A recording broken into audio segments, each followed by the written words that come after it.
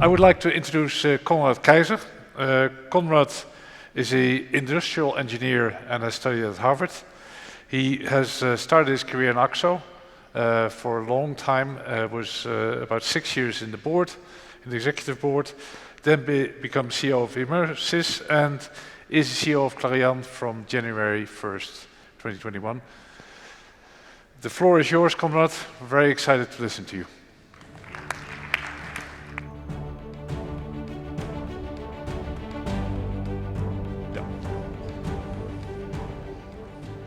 Yes, good morning. Thank you, Ivo. It's great to be here. I hope you all are enjoying the conference as much as I'm doing it. And I also would like to thank the GPCA for inviting me to this panel. I'd like to thank Chairman Abdul Rahman Al-Faghi and also Secretary Dr. Al-Sadoun for this invitation. This important topic, how can the chemical industry, how can our industry thrive in this new age of sustainability? I look forward very much to our panel discussion. And I've also been asked first to share some personal experiences with the topic of sustainability transformation at Clariant. I actually came to Clariant as the new CEO 2 years ago. And it was after a period where Clariant had successfully divested its commodity chemicals business, and Clariant successfully transformed into a true specialty chemicals player. One of the core questions at the time was, how do we get these specialty chemicals businesses to growth? How do we get these businesses to deliver above market growth? And to get some clarity on that question, we first did a company-wide survey where we looked at all the customers in the different business units, and we did an NPS survey.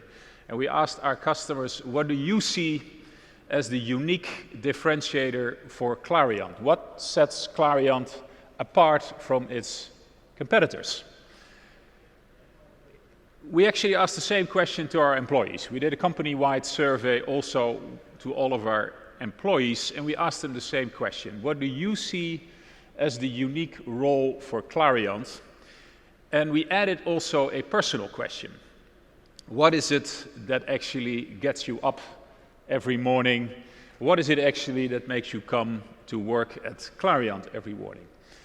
Now, we got a lot of data back from all these surveys, and we basically categorized them into the main groups. And it was interesting because there was a large consistency between what our customers were telling us and also what our own employees were telling us.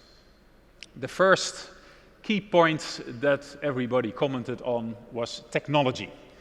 Technology really as being one of the core reasons for us to exist as a company.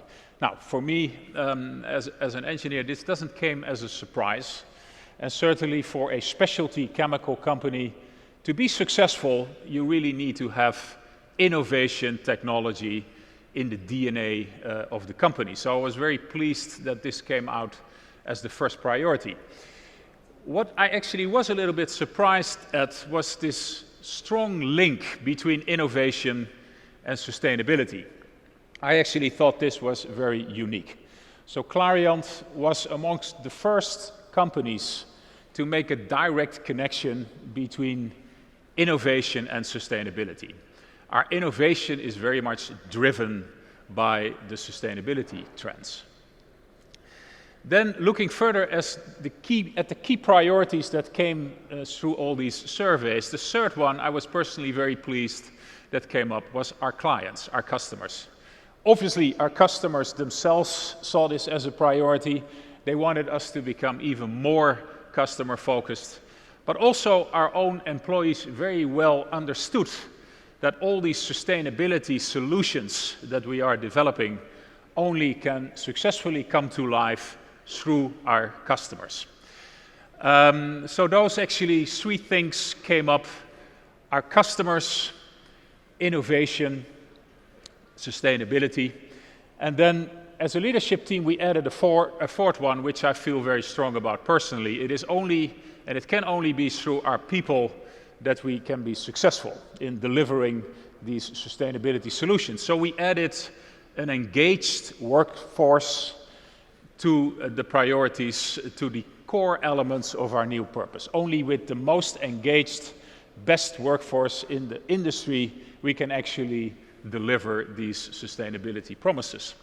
So then actually what we did was we asked some of our young talents to come together and define a purpose statement. So based on these 4 pillars, they came up with the purpose statement, the new purpose statement for the company, which is greater chemistry between people and planet.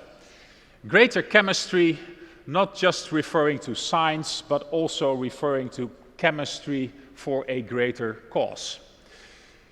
Greater chemistry between people, very much referring to this engaged workforce that we need, but also very much referring to us teaming up in a win-win, a true win-win mindset with our customers, with our suppliers. And finally, greater chemistry between people and planet, clearly bringing in the sustainability priority as a core element for our new growth strategy. Now, this new purpose statement very much is in line with the mega trends. Yesterday, we heard Mr. Amin Nassar explaining to all of us our population will grow from 8 billion to 10 billion people by 2060. We heard him explain to us that 80% or more of our people will actually live in cities. And finally, we heard him predicting GDP, world GDP, may increase by a factor 4 or even 5 times from what it is today. These numbers obviously mean a tremendous demand on our resources, and yes, a tremendous demand on our energy. And I thought this was an interesting projection which McKinsey made earlier this year on the energy demand, and you see it indeed rapidly going up from where it is right now. Another interesting thing you see on this chart is the enormous shift from fossil-based energy to renewable-based energy. And if you look at this prediction, it actually would tell you that by 2030, half of the energy supply will come from renewables, with a big increase, particularly for solar and wind. If you would believe this chart, even by 2050, 80% of the energy supply would be renewable-based. Now, I think some of us here in the audience may not find these numbers completely realistic, and I would agree that it would take a massive amount of investments, CapEx, but even improvements in technologies to really deliver this amount of energy through renewable sources. However, I think directionally, this chart is certainly correct. The drive, the switch to renewable energy is driven by policy making.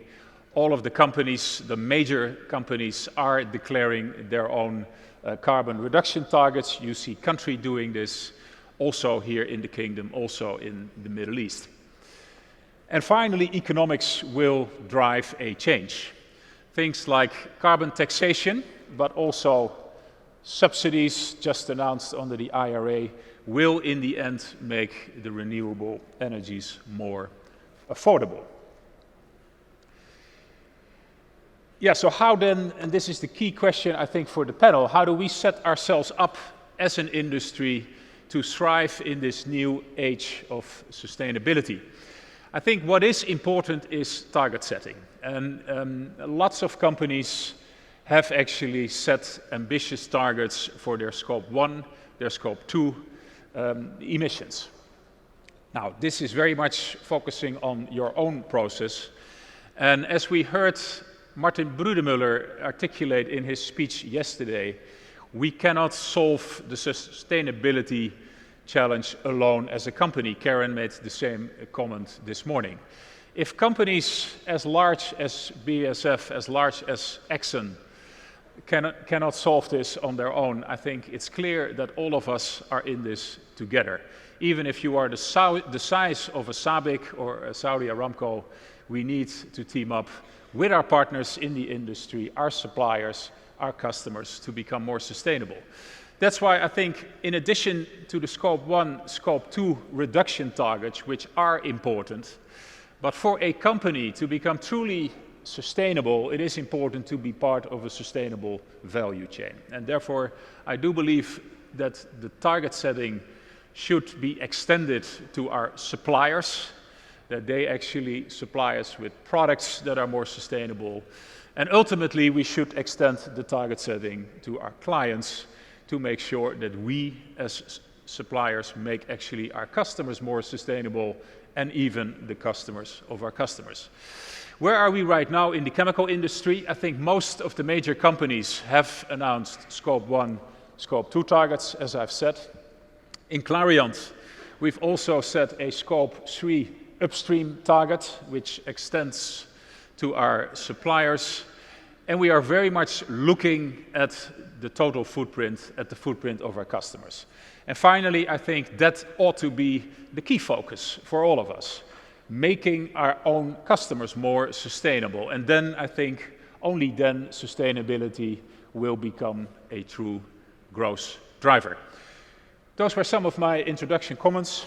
Thank you for your attention, and I'm looking forward to the panel. Thank you.